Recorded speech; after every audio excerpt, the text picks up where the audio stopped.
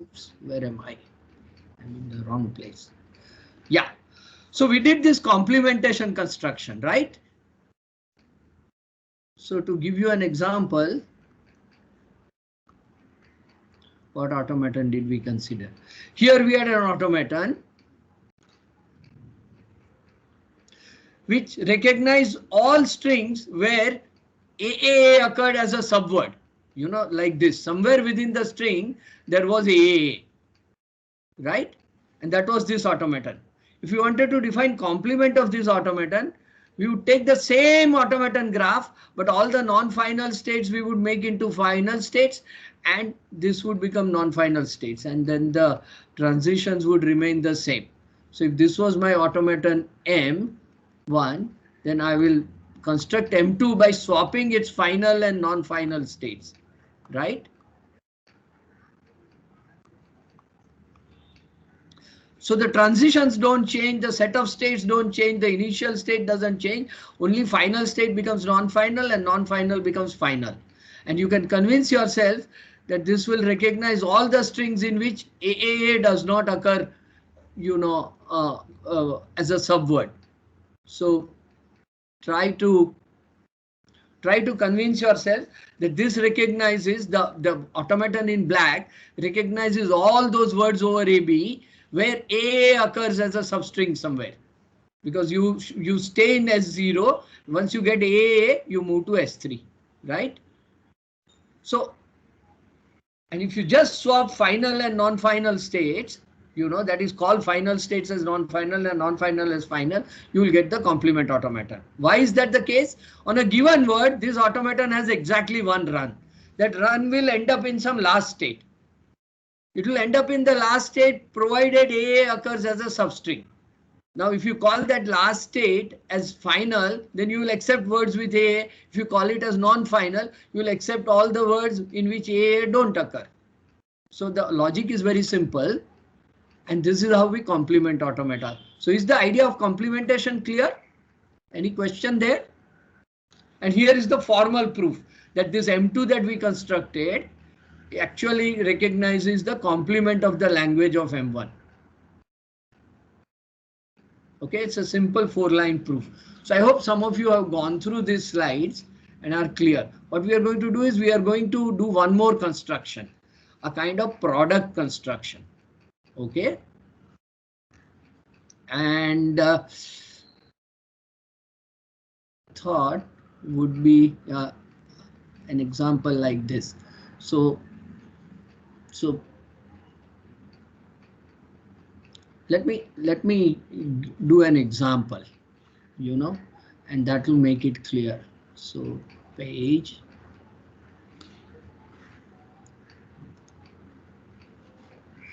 Every time it gives me different style.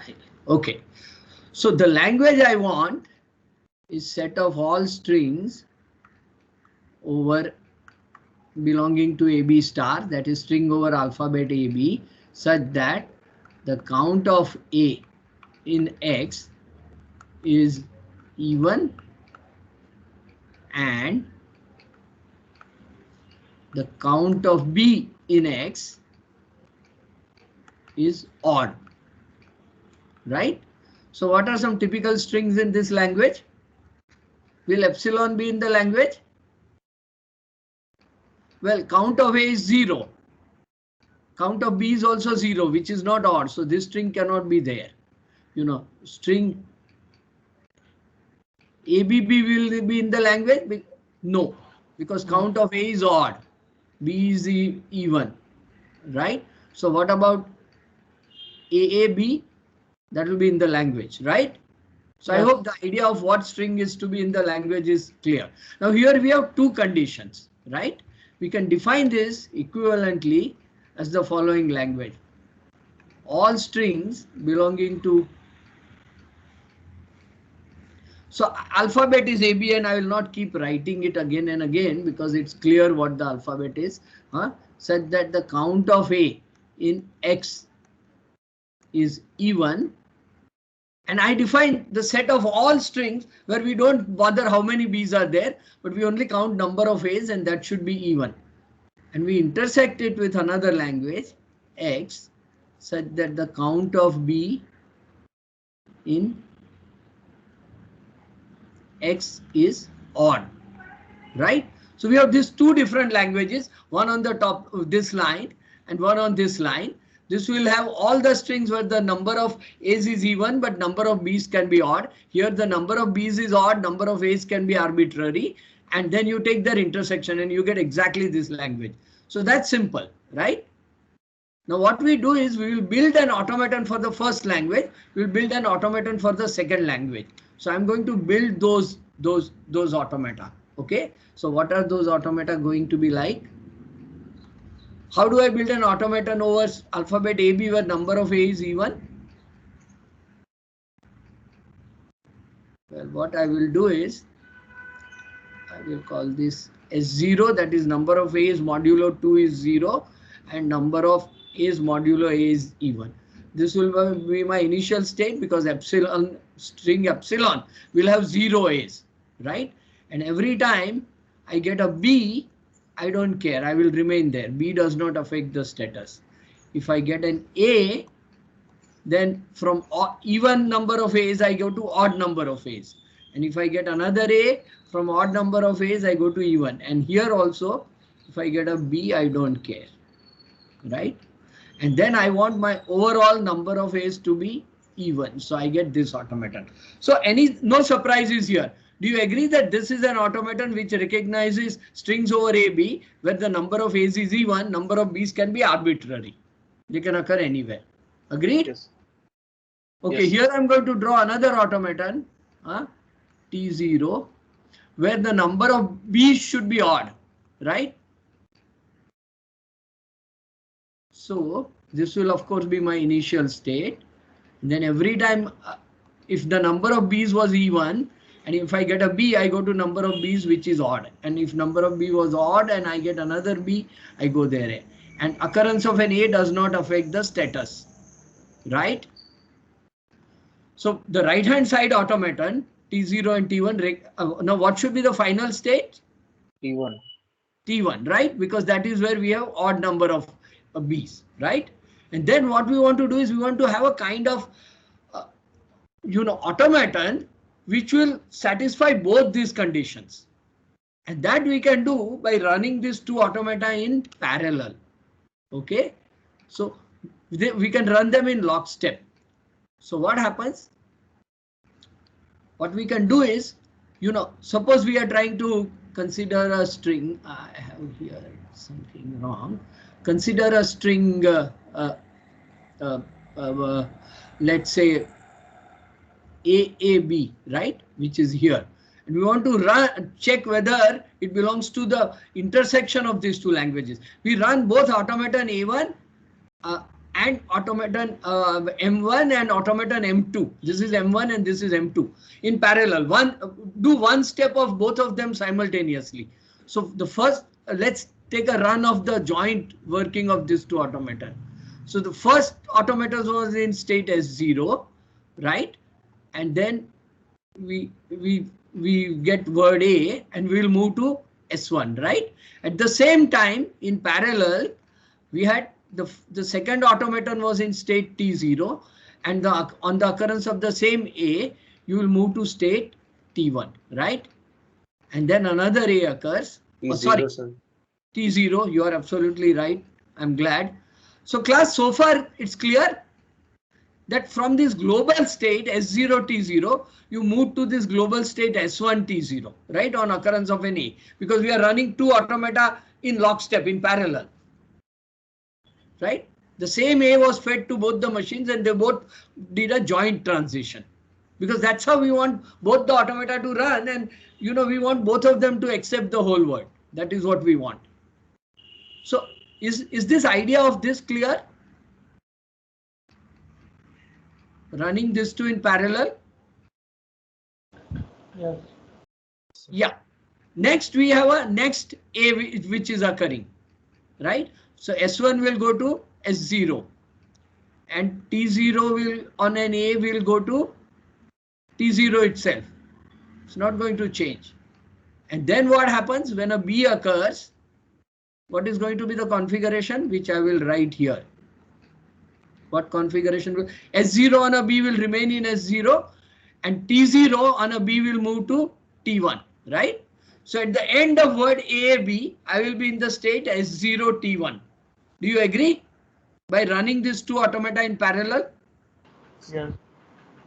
Now this S0 T1, both the components are in their final state. That is, the first automaton is also accepting AAB and the second one is also accepting AAB. So we can say that word is being accepted by both automata and hence it belongs to the intersection.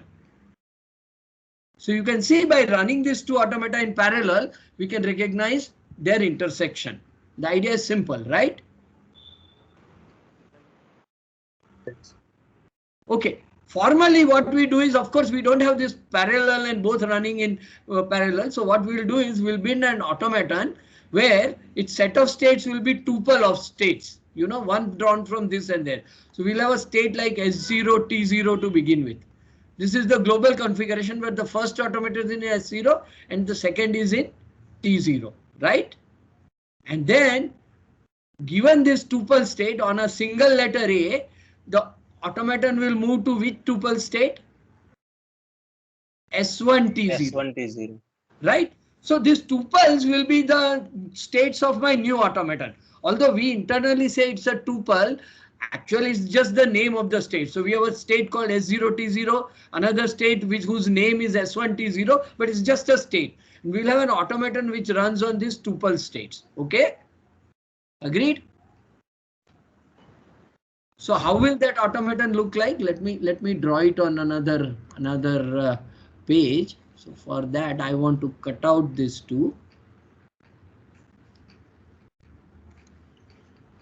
Copy this. Okay.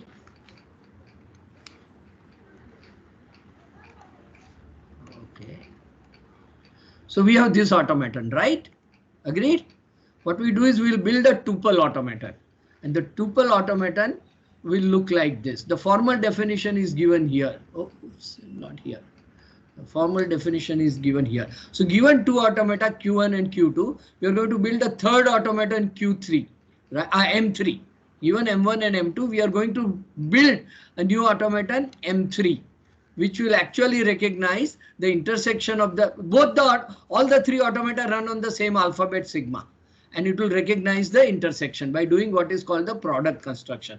And the states of my M3, you know, that is Q3, will actually be the cross product of Q1 and Q2. That is, you know, tuples like if S1 is the start state of M1 and S2 is the start state of M2, my start state of S3 will be S1, S2. So let me show this construction by an example first, and then things will be. So our states of my new automata will be tuples, right? And I'm going to draw this new automaton in red. So I have S0 T0, you know, as my one state. Okay, I will take every pair of states, one state from the machine M1 and one state from M2, and I will take the cross product of these two machines. So I'll take the cross product of sets of states here. So what are the kind of states I'm going to get? S0 T1, right? Then I will get S1 T0 and I will get S1 T1. These are the four states that I can get, right? In general, if this automaton had M states and this automaton had N states, I will get M into N states in the product. So the states of the product automata are clear to you. They are just tuples of states where the first component is drawn from the first automaton and the second is drawn from the second. The initial state will be the initial state of the first automaton and the initial state of the second automaton. So I have this as my state, this as my state, this as my state, and this as my state, right? And this is my initial state. Now from S0 T0, on occurrence of an A, what will happen? The first component will move to S1, just like here. From S0 T0, on an occurrence of an A, you move to S1 in the first component and you remained in T0 in the second component, right? So from S0 T0, on occurrence of an A, I will move to S1 T0. Is this clear to you? Yes. Because from S0 on NA I move to S1 and T0 on NA I remain in as T0. So I will move like this. Any difficulty with this transition? How I have defined this transition over these tuple states, because this is the key idea. So any confusion? We are mimicking the joint working of this automaton when it is in this state S0 T0 on occurrence of letter A. This one will move to S1. So I will move to S1 and the second one will remain in T0. So I will remain in T0. If suppose another A occurs, then from S1 T0, where will I go?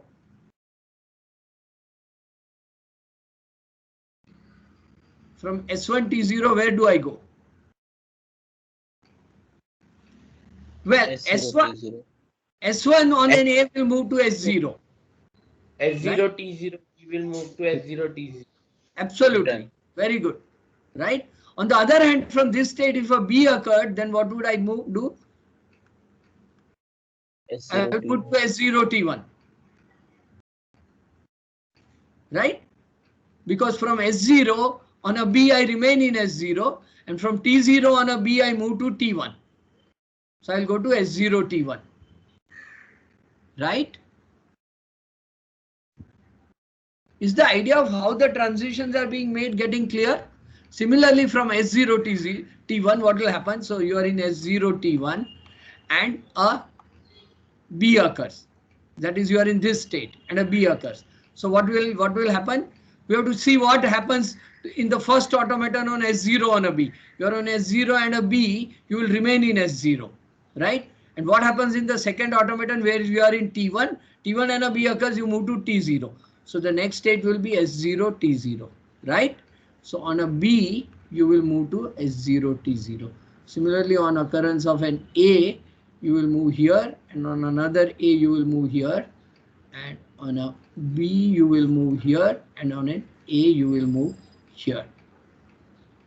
On a B you will move here, and this is the working of my product automaton, right? It works on tuple. The initial state of the product automaton is when both of them begin in the initial state. So S0 T0. And what is the final state? Well, both of them should accept the word. That is a final state of the first one together with a final state of the second one. So that is S0 T1. This will be my final state, which I will draw in blue so that you can see more clearly. This is going to be my final state of the automaton. And I want you to convince yourself that this automaton will exactly recognize words which are recognized by this as well as this. That is, if on a word, this automaton winds up in the final state and this automaton also winds up in the final state, then this automaton will also wind up in the final state. So is this intuitive construction kind of clear? It is good to clear the doubt here, because formal definition is one part. You should be able to, given two automata, you should be able to construct the product automaton yourself.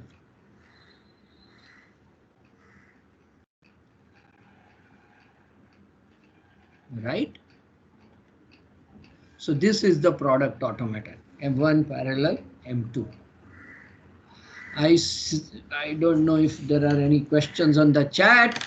If there are, unfortunately, I'm in full screen and I'm not able to read. So TS, if there is a question in the chat, please say it out.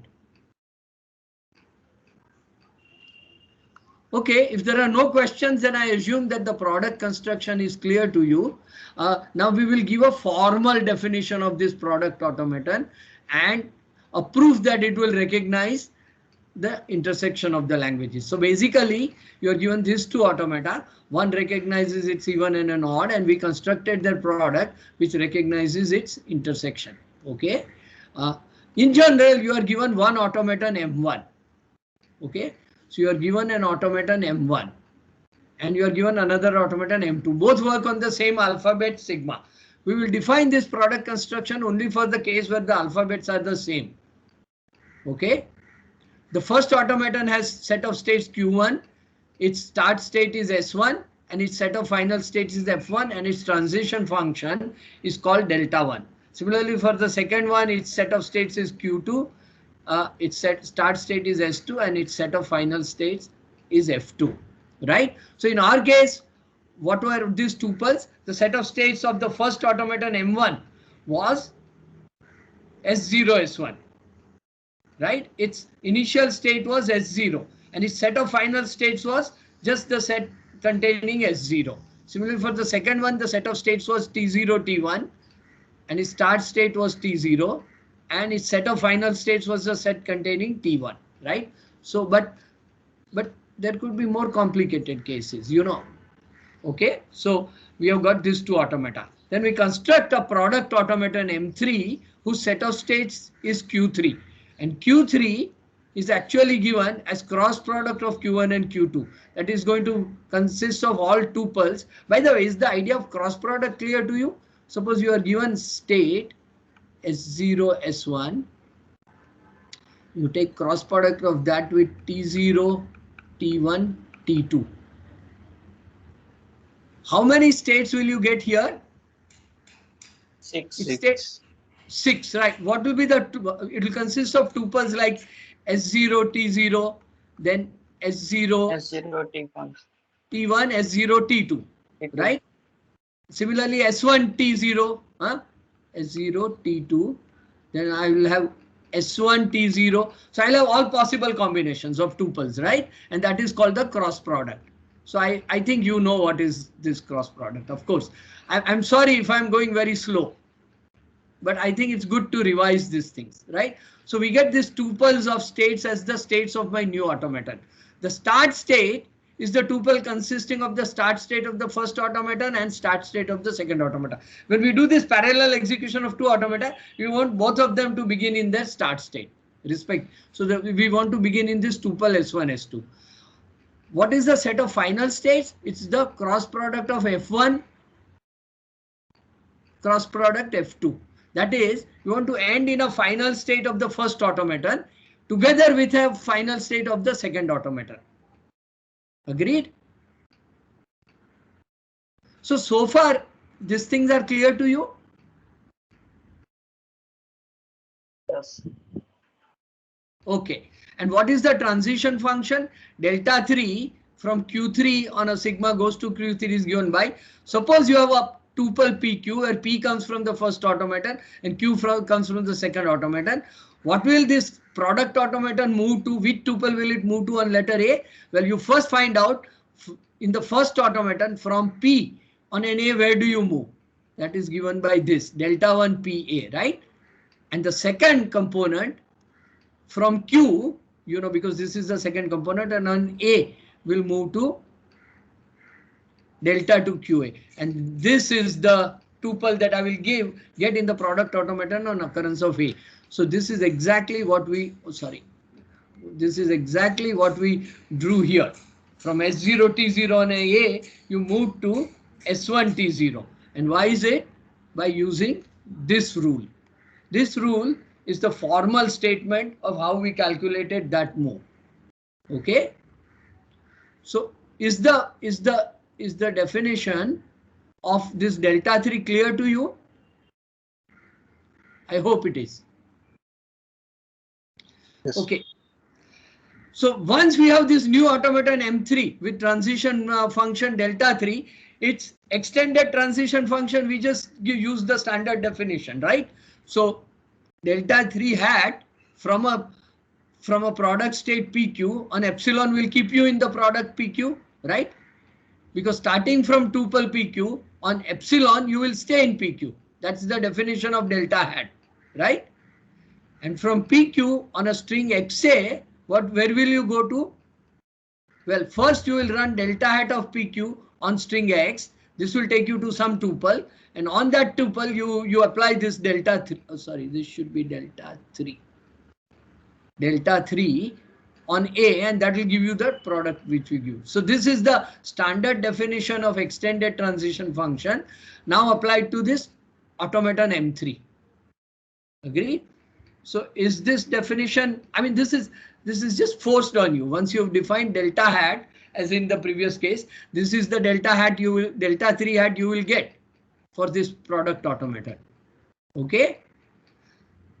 Now we come to a slightly advanced topic, that is, we want to prove this theorem, or rather this is a lemma, and I think this is called lemma if I am not forgetting, this is a lemma in Cosen. Okay, and what Cosen proves is the following thing. See up to here. It says that for any string x, delta hat starting from a tuple PQ, if you run the automaton delta 3 on string x, it is same as starting from state P, running the first automaton on string x, whatever state you wind up with, together with running the second automaton in parallel on string x, and then making the tuple of the resulting things. That is, you start with this tuple PQ and run the machine M3, right? I will write a start to say sequence of states on string x, and you will wind up with some, let's say, P prime Q prime, right?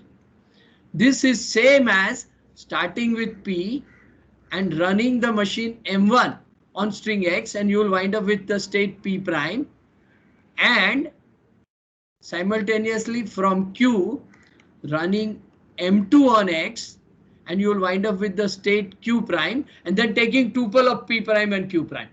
So this is what it is saying, that running machine M3 on tuple PQ will give you tuple P prime Q prime if and only if running first machine M1 on P will give you P prime, and running M2 on X from Q will give you Q prime. So this is what this theorem states. So is the statement of the theorem clear to you? It basically says that the product automaton mimics the parallel working of the two automata. That is what it is stating on any string x. And this theorem should hold for all possible x's.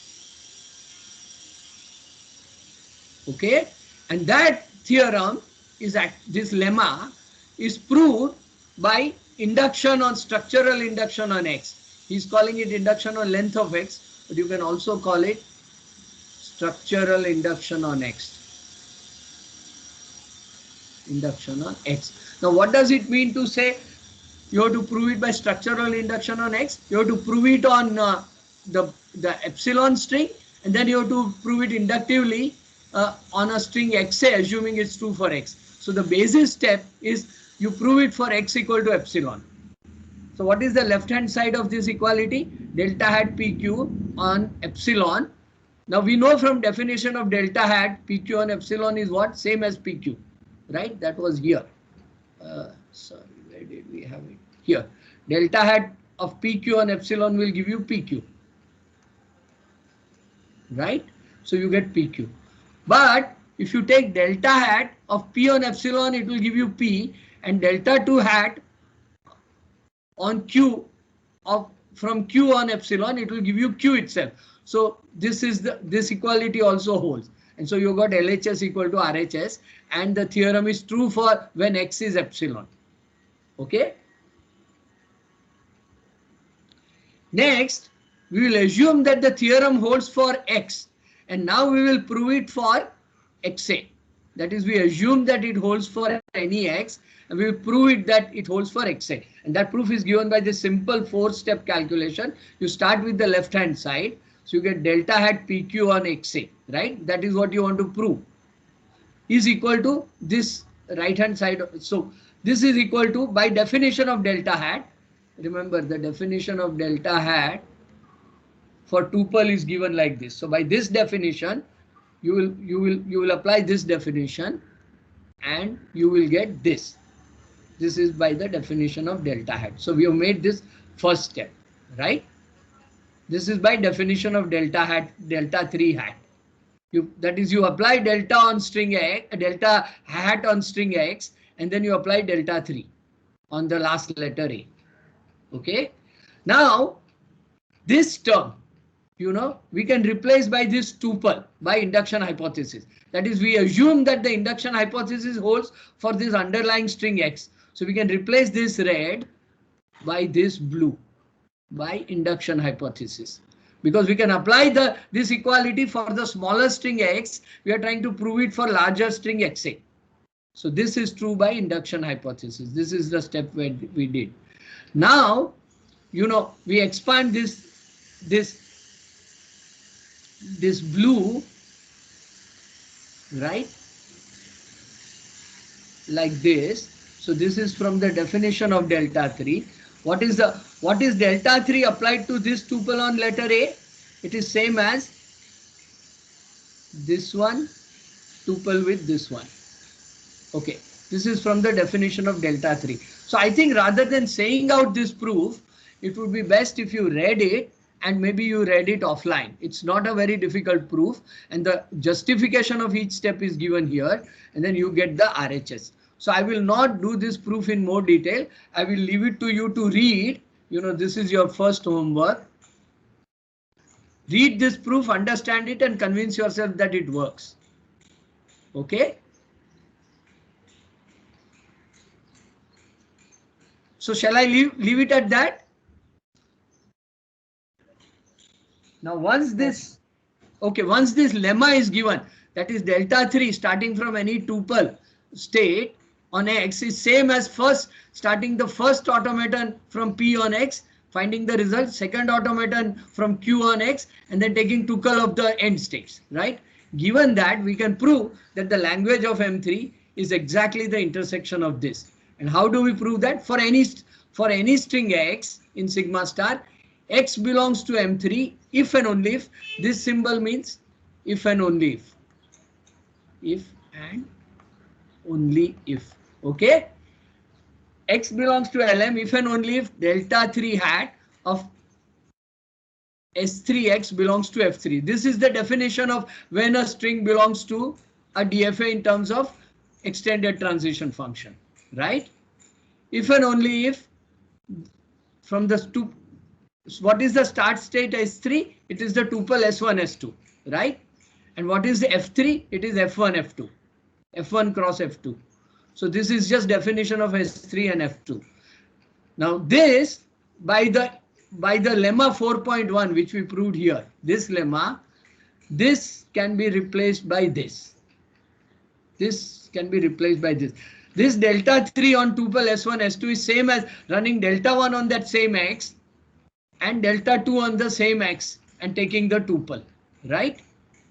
This is true if and only if this is this and this is this, and so this says if X belongs to F0 and this belongs to, which means it's in the intersection.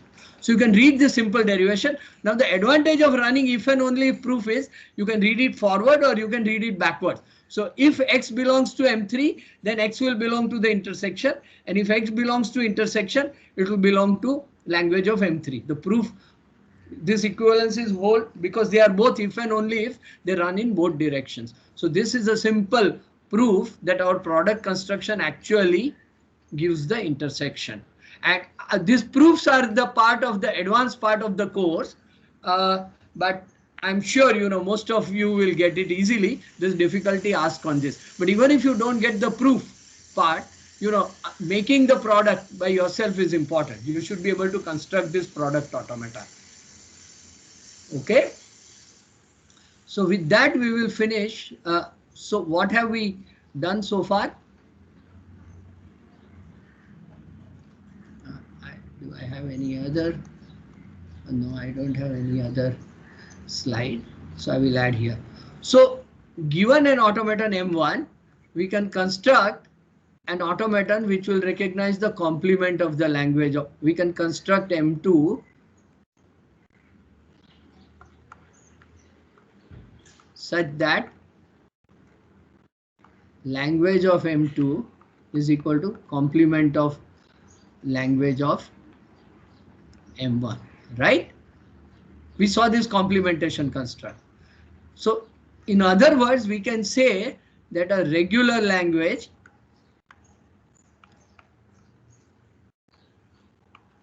are closed under complementation.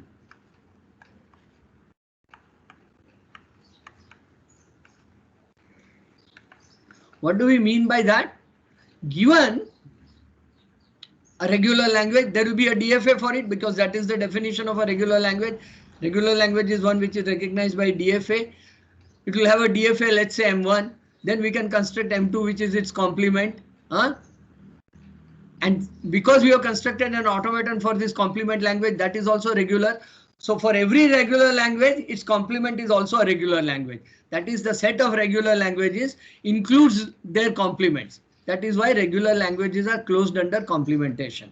Regular languages are also closed under intersection. So given M1, M2, we can construct M3 such that language of M3 is equal to language of M1 intersection language of M2, right? So in other words, regular languages are closed under intersection.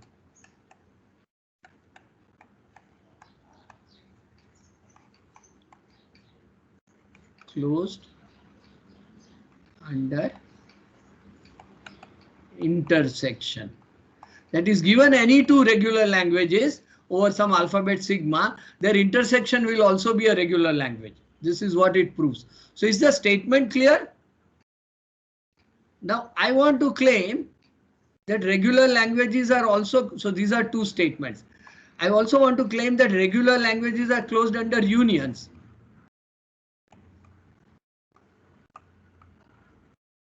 Are closed under union. What do I have to show? Given M1, M2, I want to construct an M3 such that language of M3 is equal to language of M1 intersection language of M2. Sorry, not intersection. I'm sorry, union. Right?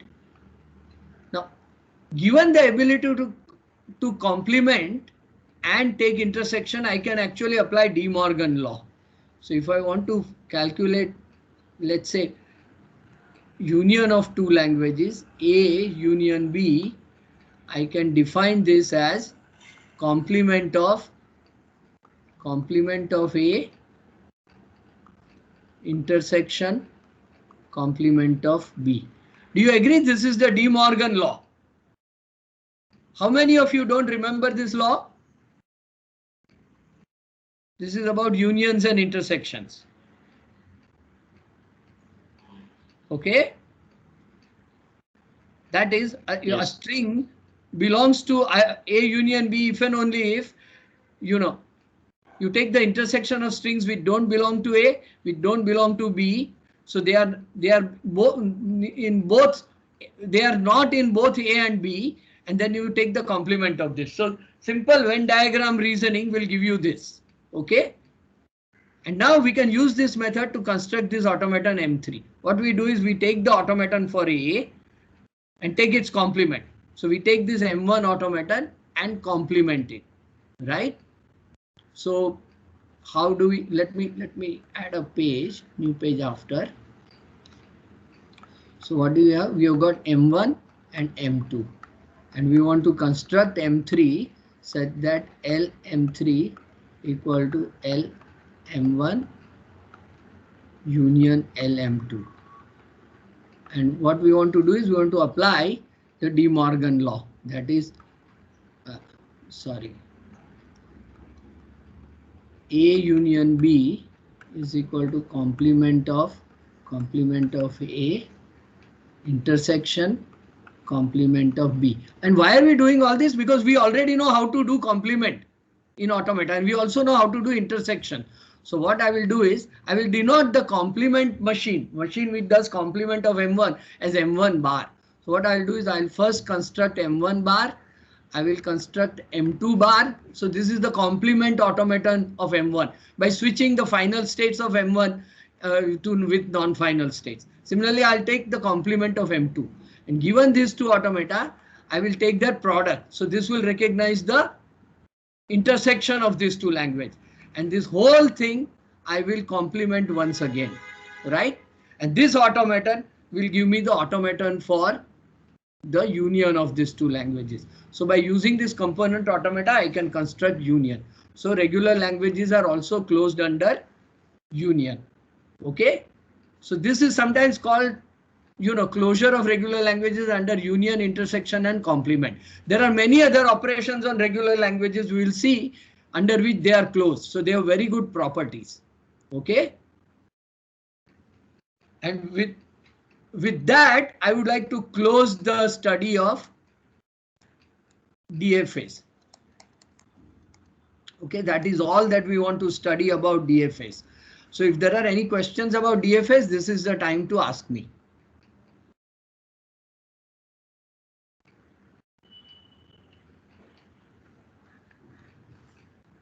So if there are no questions, I think the class is very quiet.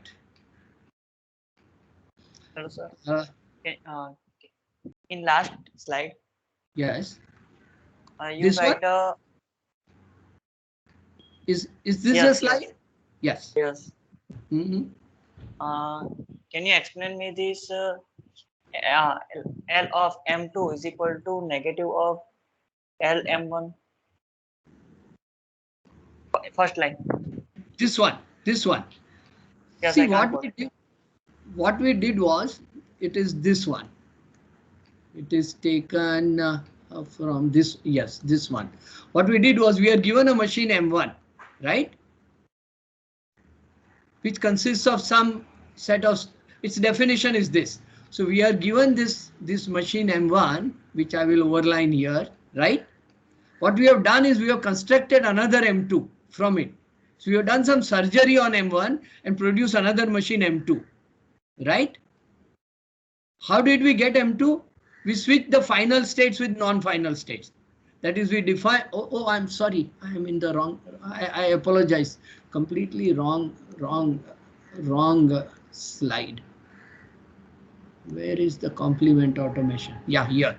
So we are given an automaton M1, which I will here, right? We have done some surgery on M1 and produce another automaton M2, right? This is the complementation construction. How do we obtain M2 from M1? Well, they differ only in this final state. Whatever were the final states of M1 called F1, we construct this set of final states called F2. And we replace the F1 by F2 and we get the machine M2. So is the construction clear to you? Yes. Right? And this machine M2 that we have got will actually recognize the complement. That is, the language of this M2 so constructed will be same as the complement of the language of M1. That is, all words which are not recognized by M1 will be in M2, and words which are recognized by M1 will not be in M2. So this construction will give you complement language. Is this clear? Yes, it's clear. Right. So what we say here in this slide is that given M1, we can, by this arrow I mean we can construct M2 such that its language is the complement of the language of M1. And that construction I gave you. Okay. Right. This is similarly given an M1 and M2, we constructed a product automaton whose language is the intersection of the languages of M1 and language of M2, right? We gave that construction just now here by this product automaton, right? Right. So the idea is that given any two regular languages, because they are regular, they will have DFAs. Let's call them M1 and M2. Then there will exist another DFA called M3, which will be the DFA for their intersection. So any two regular languages, their intersection will also be regular, because we can construct a DFA for them, right? For the intersection. Right. That is why regular languages are closed under intersection. And then using De Morgan law, we know that the union is also in the regular. So that is all we are saying. And that completes the topic of deterministic finite automata. Okay. It's an important topic, and the main skills that you got to learn are, basically those 5 things that we have done. Given languages, you should be able to construct their DFA. language is written mathematically in that set builder notation. You should be able to construct their DFA. Given a DFA, you should be able to write down its language. Then we had this definition of extended transition function. And this is very useful in giving proofs. Okay. So if you are not interested in proofs, then of course delta hat is less important. But it's very useful in giving formal proofs. Okay. And that is why at IIT you should be able to give proofs. So we are doing little bit advanced topic of not only giving constructions but also giving proofs that the constructions are doing their job. Okay. And the proof method used always is structural induction. So we saw that. And so we saw some, and then we saw constructions on DFA like complementation construction or intersection construction, the product construction and the union construction. So we had this closure properties on DFA. These are also called closure properties of regular languages. Okay. So with that, I want to end the topic of deterministic finite automata. Okay. So let us take a 1 minute break. I will stop these slides, but first let me save them.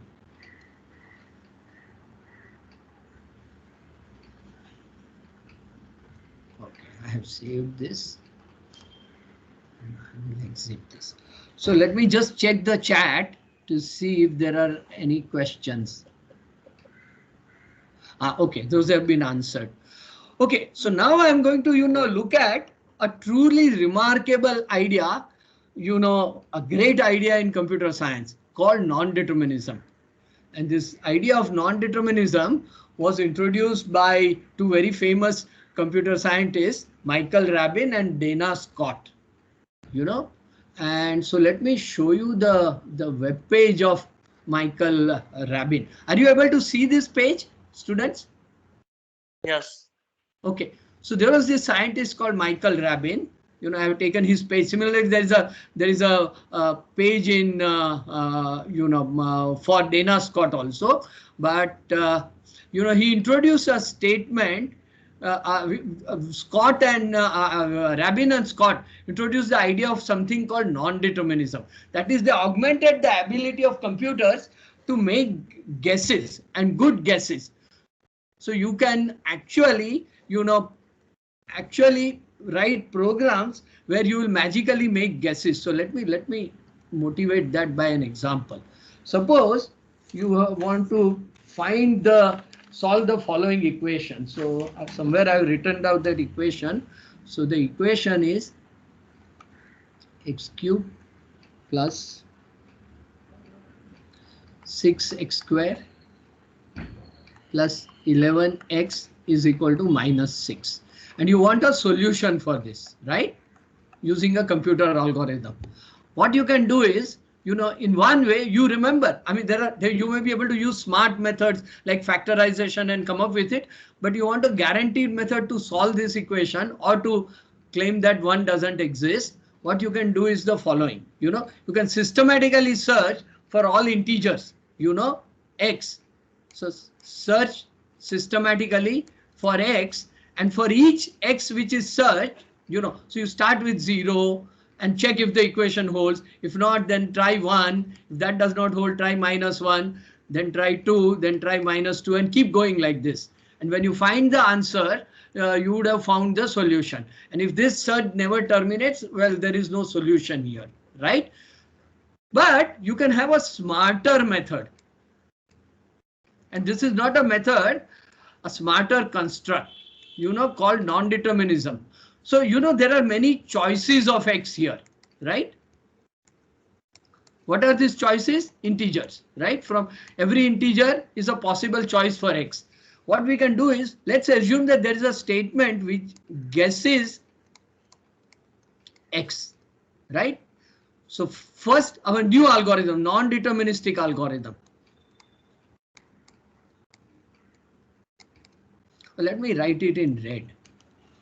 So what Scott and Rabin and Scott did, they didn't do it in this language, but nowadays this is how we will understand what they did. So that firstly, in solving this problem, there are many choices for the argument x, right? And a non-deterministic algorithm will do the following.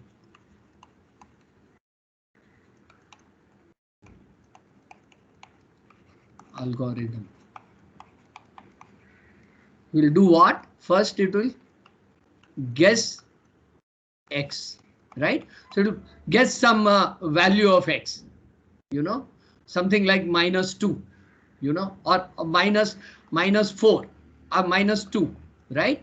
And then next, of course, and this guess is in some sense, you know, a very inspired guess. That is, if there exists an x which satisfies this equation, it will guess the correct x. There may be many such x's, it will guess one of them. So it will guess a correct value x if one exists. How? Magically. So what Rabin and Scott did was that he said that we can include in our programming language such magical guesses, and these are called non-deterministic choices or non-deterministic guess of x. If there is no solution, the guess will return some arbitrary integer. So we don't know whether the guess is correct or not. So next what we do is we verify the guess. And that verification is fairly easy, right? Because you just, wherever x is there in this equation, you plug in -2, suppose that is what he has guessed, and then you plug in and you will check that you will get -2 cubed plus 6 into -2 squared plus 11 into -2 is equal to 6. You will find this is correct. So indeed you have found the solution. So the methodology they did is they try to solve the problem where there are some lucky guesses, where you guess for the value of the solution, but then, you know, maybe solution doesn't exist. So you verify the guess until there exists some way of guessing the answer and then verifying it efficiently. You will have solved the problem non-deterministically. So there are two ways of solving the problem. One is you deterministically somehow find the x and then verify it. You may even search for such an x, or you can non-deterministically assume that you are able to guess the answer and then verify it. So such algorithms are called non-deterministic algorithms. Okay. And then the golden question is, given such a non-deterministic algorithm, you know, which normally guessing is hard because you have to search. Verifying is easy. Just plug in the value and then check the formula, right? So this guess and verify will take less resources, you know, assuming that the guess comes for free, right? Whereas a deterministic algorithm will have to systematically find such an x and check that it is correct. So the question is, given a non-deterministic algorithm, is there a deterministic algorithm without these lucky guesses which will solve the problem? And this is the famous P equal to NP problem. How many of you have heard of PNP problem? There are, at the moment, there is this Clay Mathematical Institute which has offered $1 million prize for solving some hard mathematics questions. And there are 6 hard mathematics questions which are remaining. You know, this includes Riemann hypothesis, you know, very large questions in mathematics. One of them is a question called P equal to NP. And NP says if there is a non-deterministic algorithm which solves the problem efficiently, does there necessarily exist also a deterministic algorithm which will solve the problem? Because non-determinism gives a lot of power, but we can substitute non-determinism by systematic search, right? And maybe there is a way of efficiently searching the solution. So maybe everything that non-deterministic algorithm can do can not only be done by the deterministic algorithm, but it can be done reasonably efficiently. This is the question, and nobody has been able to solve this question. It is one of the 6 greatest questions in mathematics at the moment. And if you solve this, you will get $1 million prize. Plus, you will become famous for all times. So this is just some flavor. Don't worry, this is not part of the syllabus. But this idea of non-determinism, an algorithm which can guess and then verify, was introduced by Scott and Rabin and Scott. And in fact, they did not introduce it for arbitrary problems. They introduced it for finite state automata. So this non-deterministic machine concept has become very important. You know, look at this part. Have become very important in computational complexity classes, and it has led to this famous P equal to NP problem, which has been open for a long time. the highest award, the so-called Nobel Prize of Computer Science is called the Turing Award. In 1976, Rabin and Scott got the Turing Award. And here is the citation in italics. So for the joint paper, Finite Automata and their Decision Problems, which introduced the idea of non-deterministic machines, this has proved to be an enormously valuable concept. Their classic paper has been a continuous source for inspiration for subsequent work. So this work that they did got the highest award of computer science, Nobel Prize, so-called Nobel Prize, the Turing Award in 76. And we are going to see the main result in today and the next class. So you're going to look at some very inspired work, and it's simple enough. You will all get it. Okay. So I hope at least some of you are excited about this. Okay, with that, we will begin the study of our non-deterministic automata. So where am I? So I will quit this. No, let me save this.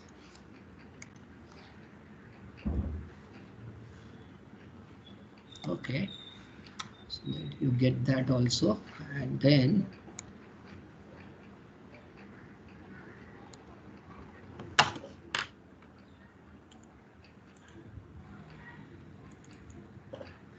okay, so we begin our study of, sorry, the title is wrong, non-deterministic finite state automata.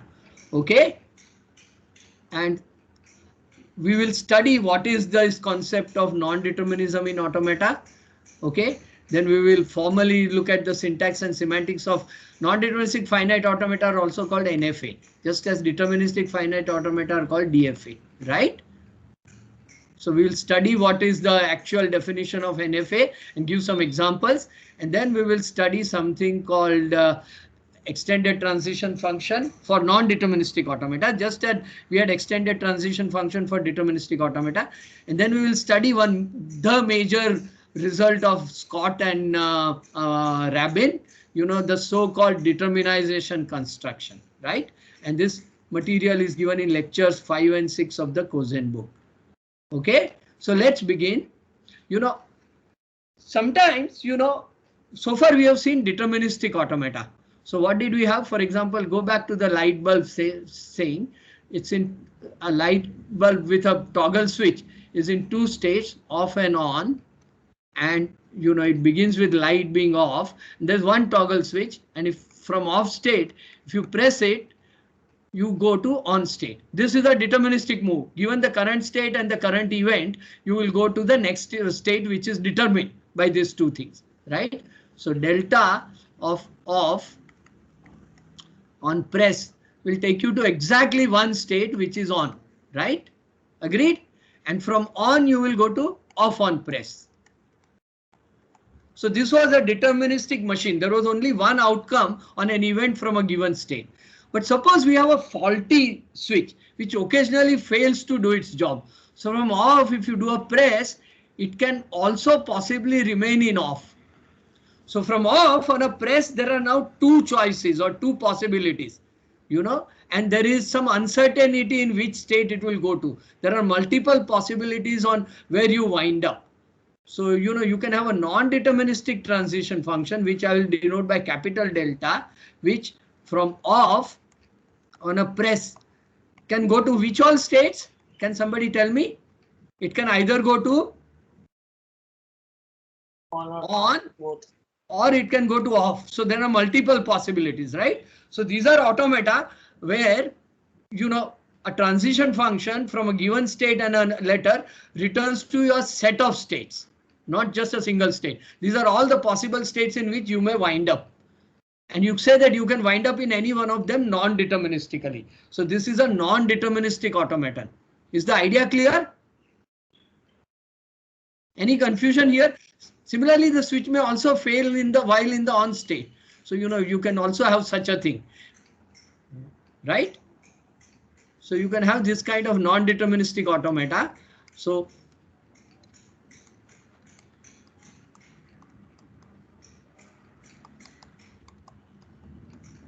automata, right? And sometimes they can be used to model faults.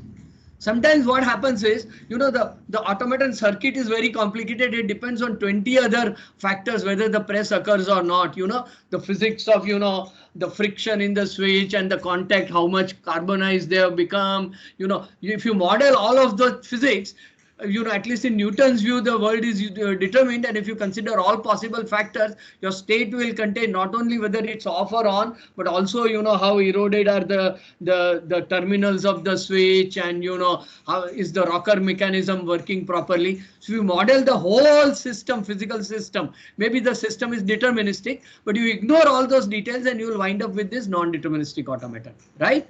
So this kind of uncertainty of where you go to arises because you want to abstract from the details of the system, and you want to give a kind of abstract view of the system, which will then have uncertainties. Okay, let me give another example. This is not this is just a toy example. Here I have an NFA, and it has two states, S1 and S2, and from S1, on occurrence of A, there is only one transition. You can stay only on an A, you can only do this transition, and you can wind up in S1, and there is no non-determinate. Oh, sorry.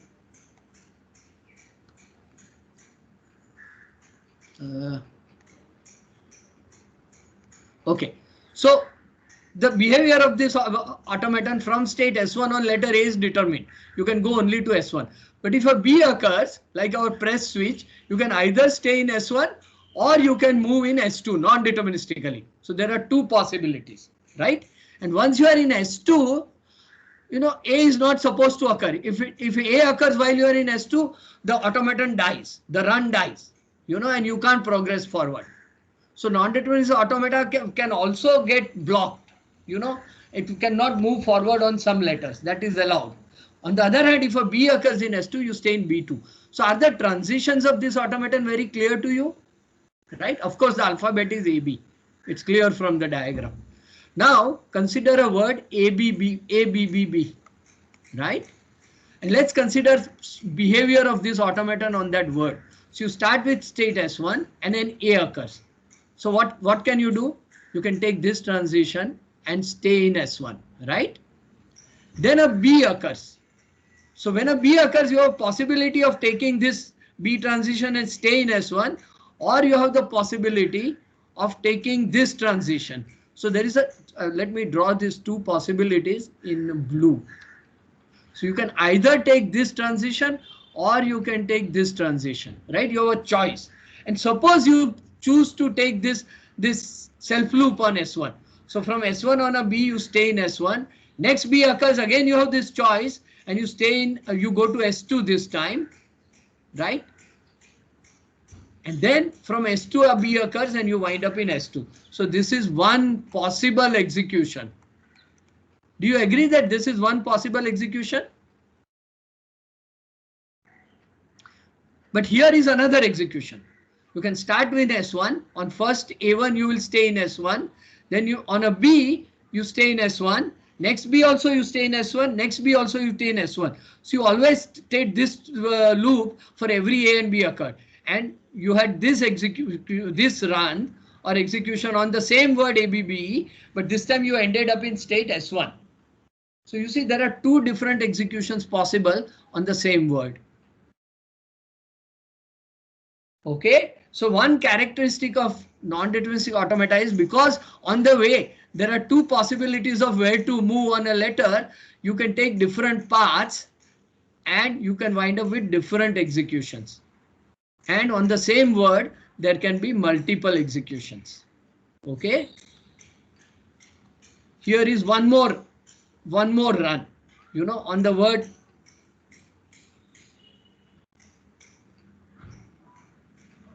Why do I? Okay, now I am considering a different word, ABA, not ABBB. So how will the automaton produce on ABA? On S1, I can from S1 on an A, I stay in S1 on an A. Then on a B, I move to S2. So I'm in this state. Let's do it by moving the pebbles. So I'm initially here, and I'll denote it by this pebble blue here.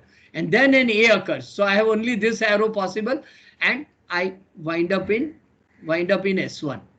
From that S1 on a B, I move to S2. So my pebble moves from S1 to S2. I could have stayed in S1 also, but I moved to S2. And now an A occurs and I have nowhere to go. So this execution is supposed to be blocked. So you know, sometimes on words, there can be some runs which are blocked runs also, right? So is the idea of the possible executions which can arise on a word clear to you? Right? So the upshot of all this is that on the same word, an NFA can have 0, 1 or more runs on a given word. So NFA can have 0, 1 or more runs, right? And there is no unique run. For a DFA on a given word, there was exactly one run. Now remember, this run was accepting, right? Why is it accepting? Because it ends up in a final state S2, which is a final state. So any run which ends up in a final state is called accepting. This is not an accepting run, right? So on the same word, the automaton may have some accepting runs and some non-accepting runs. And now there is confusion whether we should accept the word or not. So is this clear to you? Yes. Right? So now there is confusion. Hello. Hello? Yes, there is a given a word A, B, B, B. Yes. So how, if in question they given a A, B, B, so how we can define it is acceptable or not? Yeah, very good question. That is the next slide. Very good. That's what I wanted you to think about. So now there is confusion, right? This is a model which uncertain. You know, this is like you know, quantum physics. There is no unique state in which you can be. You can be in multiple states. You know, so you know, on the given word you can wind up with this execution and be in S2, or you can be in S1, right? And you don't know which one you are in. It is not in your control. So how to define whether the word is accepted or not? Excellent question. Here I'm going to consider, sorry, one more example of the same phenomenon. Don't look at this line at the moment. We'll come back to this. But here is an automaton. Here again, the states are P, Q and R. They are drawn as solid dots. Cosen draws states not as circles but as solid dots. So there are three states, P, Q and R. And you start with initial state P given by this initial arrow. From P on a 0 you stay in P itself. But from P on a 1 you can either stay in P or you can move to Q. So there is non-determinism. Right? Agreed? And then from Q, whether 0 or 1 occurs, you move to R. Now let's look at the word 0, 1, 0, 1, 1. Okay? So one possible run of this system is the following. You know, whether 0 or 1 occurs, it always takes this same self-loop transition and stays in P. So you are always in P on this whole word and you wind up with P. So this is one possible run and this is non-accepting, right? So are you able to follow this run for this automaton? If anybody is not following, please speak up. We have got word 0, 1, 0, 1, 1 and on each letter the transition we have made is given here. And we stupidly always follow this arrow.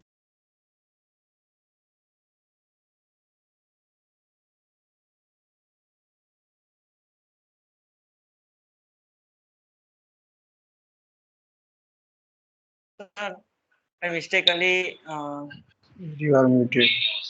sir, you are mute by mistakenly. Sir, you are muted. Sir, you are muted by mistakenly.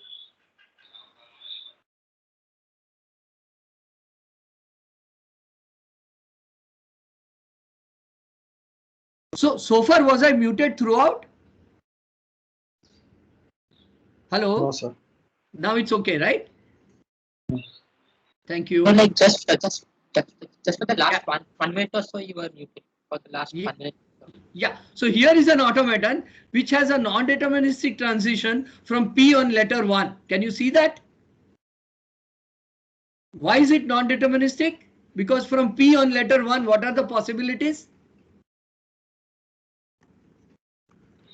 Two possibilities. You can stay either in P or you can go to Q. Q. So this is not, everywhere else it's deterministic. Agreed? Yeah, this is the automaton that we have, you know. And don't look at this first line. We will come back to that. That will only confuse you. So this was one run possible, right? What happens is no matter from P, whether we see 0 or 1, we always take this self loop and stay in P. So throughout this execution, you stayed in P, and at the end you are in P, and this is a non-accepting run, right? But you can also do the following. You can, from P on a 0, you stay in P. On the first one, you choose to stay in P on a 1. So this was a choice, right? Then from that P another 0 occurs. This is forced and you stay in P. Now a 1 occurs and you choose to go in Q. So there are two places where you made a choice. And when the first time a 1 occurred and you are in P, you chose to remain in P. Whereas the second time when a 1 occurred, you chose to go to Q. And then when the next one occurs, you are forced to go into R. So this is an accepting run, right? And here somehow you made a choice which drove you towards an acceptance on that word, right? So these were in some sense inspired choices. These were the inspired choices of Rabin and Scott. It was possible to make such choices and wind up in the final state. So is this idea of, you know, this run where two choices were made and these choices were such that you could accept the word is clear to you? This is another run, and we will call this as an inspired run. Okay, that is my terminology. Huh? So it is possible that there are some inspired runs also. There are some uninspired runs which cause, you know, non-acceptance, but maybe there is an inspired run which causes acceptance, right? Here is the third run. You know, here again, on the first occurrence, there was a choice here, and there was a choice here, and somehow on the first one you stayed in P, but on the second occurrence of 1, you also stayed in P, and then on the third occurrence of 1, you moved to Q. So there are 3 choices that you made on occurrence of 3 ones, and somehow these choices were not so inspired. You wound up in state Q, which is not a final state. So this is also non-accepting, right? So we have these 3 runs here, of which one was an inspired run which led to acceptance. Okay. And the question is, do we accept the word or not? So there are 2 different notions here. Okay, there's a 4th one which I won't do. Okay, so when will the automaton accept the word? One notion is that if all possible runs which arise on a given word, if they are all accepting, then you accept the word. This is called the for all non-determinism. That is, all possible runs which arise on the word firstly should be non-blocking and they should accept. Then only we will accept the word. So in under this for all non-determinism, we will not accept this word because this is non-accepting run, this is non-accepting run. So there exists a non-accepting run and the word is not accepted, right? A different notion is what is called there exists non-determinism. That is, the word is accepted if there exists a run which is accepting. That is, there exists an inspired run. That is, during the run, somehow we are able to guess and make choices which will lead us to acceptance. And these choices actually depend on what letters are coming in future. Huh? Because look at this second run. You know, while you are in P, on the first one you decided to stay in P. So this choice here was a choice which was an inspired, you knew. So here the aim was to build a non-deterministic machine, you know, with there exists non-determinism, which will recognize that the second last symbol from the end, from the right, is a 1. That is, you know, words of the from 0, 1, 0, 1, 1. This word is in the language because the second last symbol from the end is a 1. You know, other word which will be in the language would also be this, right? Because the second last symbol from the end is a 1. And for that, he built this non-deterministic automaton, and Scott and Rabin said that till there is an inspired choice of transitions which leads to acceptance, we will accept the word. So how did this inspired choice make? First time the 1 occurred, we decided to stay in P itself because this was not the second last one. How we know it is not the second last one? You know, magically. That is the inspiration. Okay. So sometimes this kind of non-determinism is called angelic non-determinism. When you are in state P and you see a 1, an angel guides you to make the right choice. And that is the inspired choice which was made here. Then a 0 occurred, there is no choice. Then again a 1 occurred. This time you made the inspired choice and went to the state Q. So every time you shifted from P to Q on a 1, I have written that Q in red. Okay, so this is an inspired choice. This is an inspired choice, right? And under suitable inspired choice, we have an acceptance. So this word will be accepted by the automaton under there exists non-determinism. Very important concept, simple. So the kind of non-determinism that Rabin and Scott introduced is the there exists non-determinism. Okay, and this word 0, 1, 0, 1, 1 will be accepted by this non-deterministic automaton under there exists non-determinism. Who is confused? Some of you should have difficulty with this concept. So we have this notion of there exists non-determinism where a word is accepted till there exists an accepting run, an inspired run, right? And in this course, we will not deal with for all non-determinism. We will only deal with there exists non-determinism, right? So we'll just call it non-determinism. We will not keep calling it there exists non-determinism, right? And these are rather powerful automata where we not only have this automaton, but we also have within the automaton the power to make inspired guesses or angelic choices, right? Clearly, this kind of automata are more powerful than deterministic automata because we also have this ability to make right choices. So under this kind of ability to make, inspired guesses, this automaton will recognize all the words where the second last letter is a 1. Do you agree? Why will this recognize all those words where the second last letter is a 1? What it will do is, it will stay in this state P, whatever letters occur, it will keep taking this self loop and stay in state P till you are at the second last letter. At the second last letter, if that letter is 1, it will take this inspired choice. If that letter is 0, you are forced to stay in 0, right? And then there will be one more letter. If the second last letter was a 1, that last letter will take you to R and you will accept. If that second last letter was a 0, you would be in P, and then depending on whether that letter is a 0 or a 1, you will come in P or Q, and you will reject. So under there exists non-determinism, you will exactly accept all those words when the second. Yes, please. Sir, we have another lecture. Oh yeah. So this is all I wanted to do today. This idea of, under there exists non-determinism, why the language accepted by this automaton is what you should study. So I hope you will all study these slides on non-determinism and you will come having revised it. Then we will take this idea forward. Okay, thank you. We will stop this lecture today.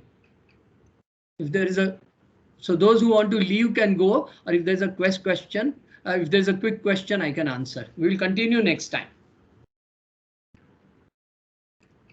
Thank you. So I think we overshot a little bit in time. Okay, there seem to be no questions, so I'm going to stop the recording.